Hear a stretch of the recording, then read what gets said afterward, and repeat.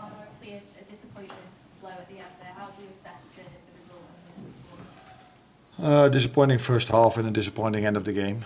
So once again, credits to Palace because I don't know, one of them is the Charity Shield, but it's not the first time we lose against them, although the first time was on penalties. We've played each other 4 times since I'm here. We both won once, twice it was a draw, although penalties they won. So it tells you how difficult it is for us, but not only for us, for every team in the league to beat them. And that's what we could see today. They deserve to be up 2 or 3 goals in the first half. Created 3-4 very good chances. We were lucky that Alisson helped us. But yeah, in the end of the game, I think the second half was much better performance from us. We created chances, which not many teams do here, or if Palace plays away, it's very hard to create a chance. We created quite a lot. Took a while for us to score a goal. And when we did, limited time to play, and to concede another set-piece goal is then as disappointing as our first half was. What were your thoughts, Arne, at 1-1? Were you just going all for the win at that point? Now we had a lot of attacking players in our lineup at that moment of time, but I don't think many things happened in the extra time. It was, by the way, the extra time of the extra time when we conceded, which I think was fair because they made a substitution, so then you add half a minute extra. And then I don't know exactly when they scored, but I assume that was between 96 and 96 and 30 seconds.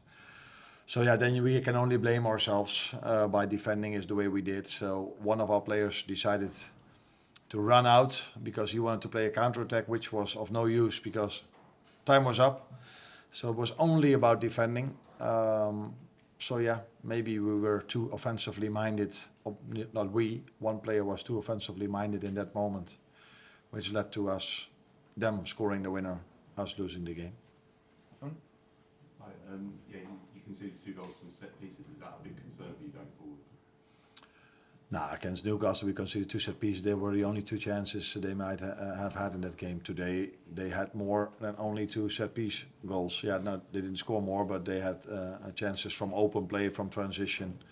So there were more things not to like today than only defending the set pieces. The good thing was that in the other moments Alisson saved us.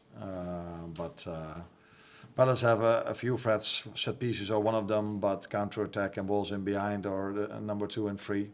And from all these situations, they've created a lot of chances. And what I said, we were able to create quite a lot against a Palace team, which hardly ever concedes a chance. But yeah, when you look at the first half, they totally deserved to win. In the second half, I think it was a much better performance from us. And then, yeah. If one team deserved to win today, I think it was Palace. Second row here.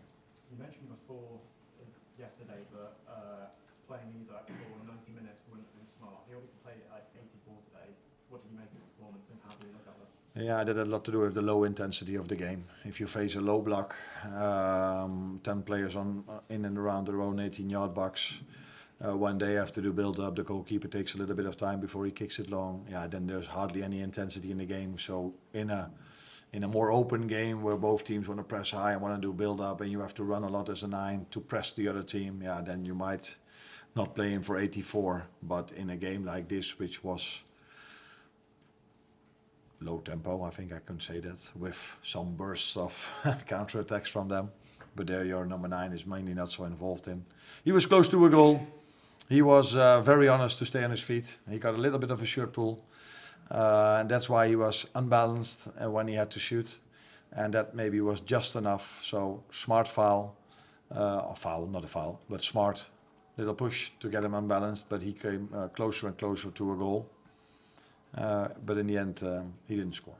But quite a good performance from him. Last question here, please. What was the idea to bring in Cody Gakpo? What was the idea behind it?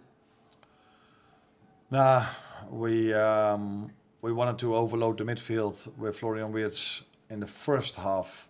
That's why we didn't start with Cody. But if you're 1-0 down and you need a goal, you prefer to have width on both sides. And that's why we brought Cody in. And later on, we kept on bringing in offensive players that can score goals, taking the risk. Because yeah, you're already 1-0 down. And again, we scored. Maybe deserved is maybe a lot to say, but if you base only on the second half and the chances we had, because we were just discussing Isak, Florian Wirtz had, of course, a very big chance as well. We were closer and closer to scoring a goal. So yeah, that was the reason to bring Cody in, because yeah, the way we played the first half wasn't as I was hoping for before the game. Brilliant. Thank you, guys.